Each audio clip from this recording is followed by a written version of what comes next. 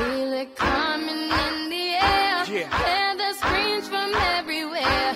I'm addicted to the thrill. I'm ready. It's a dangerous love affair. Don't be scared when it goes down. Got a problem, tell me now. Only thing that's on my mind. So go on this. Alright, we're here at the Capitol in D.C. About to talk about the current Constitution, and Avery's going to take it away. Yes, and here I go.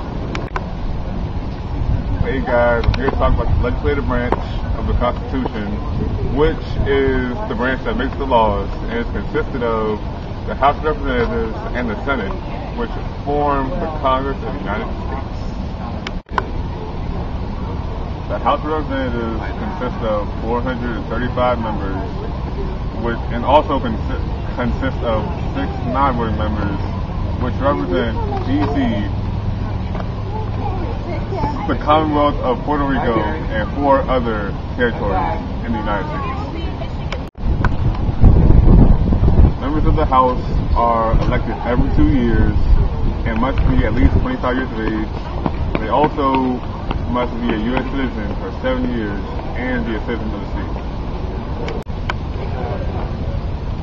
The Senate is composed of 100 senators, 2 for each state. The senators must be at least 30 years of age, a U.S. citizen for 7 years, and a resident of the state they represent. The senators are chosen not by popular vote, but by state legislators. The Vice President of the United States serves as President of the Senate. The Senate has the sole power to confirm those of the President's appointments that need consent and to ratify treaties. There are, however, 2 exceptions to that rule. The House must approve appointments to the Vice Presidency in any treaty that involves foreign trade, and the Senate also tries impeachment cases for federal officials referred to it as by the House. In order to pass legislation and send it to the President, both the House and the Senate must approve it before it can be sent to the President. If the President vetoes a bill, then they may override his veto by passing the bill again.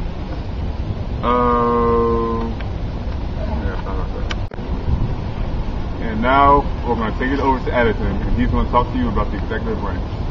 Take it over, Addison. Take it over, Addison.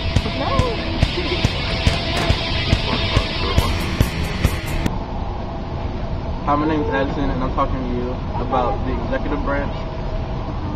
Really, the executive branch carries out the laws. So, the executive branch consists of the President, the Vice President, and the Cabinet. The President is responsible for the execution and enforcement of the laws created by the Congress. The main job for the Vice President is to be ready at a moment's notice anytime, just in case the President is not able to assume his duties, and just in case the President dies. The Cabinet is an advisory body made up from the head of 15 executive departments appointed by the President and confirmed by the Senate. The members of the Cabinet are often appointed by the President. For example, people from the Cabinet are the Department of Agriculture and the Department of Commerce. Now I'm going to take it to Cars with the judicial branch. Hey guys, it's Cars, and I'm here to talk about the judicial branch. The judicial branch, unlike the other 2, are appointed by the President and confirmed by the Senate. Their job is to interpret the law and then determine how constitutional the law is and apply that to every single case. The judicial branch gives Congress significant discretion to determine the shape and structure of the federal judiciary and the Supreme Court. And because of this, Congress has established the United States District Court, and which try most federal cases and review appeal district court cases. In district court, The federal judges can only be removed by impeachment by the House of Representatives or conviction by the Senate. Judges and justices serve no fixed term. They serve until their death or retirement. This allows them to apply the law with only justice in mind and not with electoral or political concerns. Congress determines the jurisdiction of the federal courts, but the Constitution grants the Supreme Court original jurisdiction. The Supreme Court of the United States is the highest court of the land specifically required by the Constitution. The number of Supreme Court justices is not stipulated by the Constitution but determined by Congress. Lower courts are obligated to follow the Supreme Court when rendering decisions. Article 3 of the Constitution guarantees that every person has the right to a fair trial before a judge and a jury. The 4th, 5th, and 6th Amendment provides additional protections for the person accused of a crime. These include a guarantee that no person shall be deprived of life, liberty, or property without the due process of law, protection against being tried for the same crime twice, A.A.C.A. double jeopardy, and lastly, the right to a speedy trial by an impartial jury, etc. Now we're going to show you pictures that we took at the White House, Supreme Court, and the Capitol, and all around D.C. What up?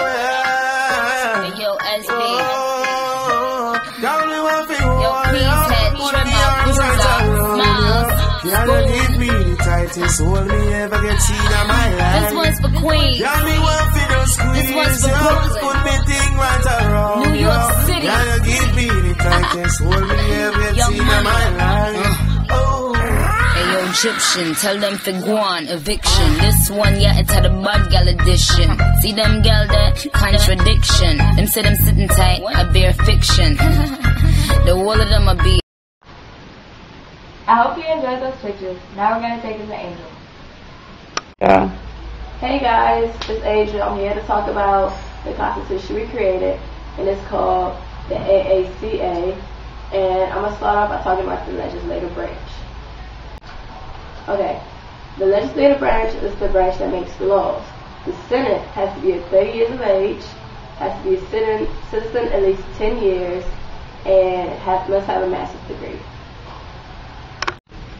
The Senate can be a Senate at least 7 years, or just keep being voted to go back in the House. The Vice President of the United States shall be the President of the Senate, but shall not be a vote unless it's equally divided.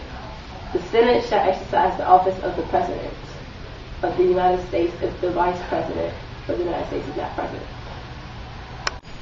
Now the House of Representatives has to be 27 years of age, have been chosen every 3 years, must have a master's degree, and must be a citizen at least 10 years. Now I'm going to talk about the executive branch. The executive branch carries out the laws. The president has to be 40 years of age, no criminal record, a valid birth certificate, can be voted for 5 years and then voted again for 3 years, must have a master's degree, and must be a U.S. citizen since their whole life. The vice president has to be 35 years of age, a master's degree, some kind of leadership experiences from prior knowledge, have no criminal records, and must have at least 3 terms for 4 years. Now the cabinet must have a college degree in whichever department they're in charge of. Now I'm going to talk about the judicial branch. The judicial branch interprets the laws. Now the Supreme Court, the members of the Supreme Court must have 6 years of training, have taken or gone through 2 years of training, and can't judge for one of their own family members because it wouldn't be fair. Thank you for listening. We worked really hard on this video, so peace.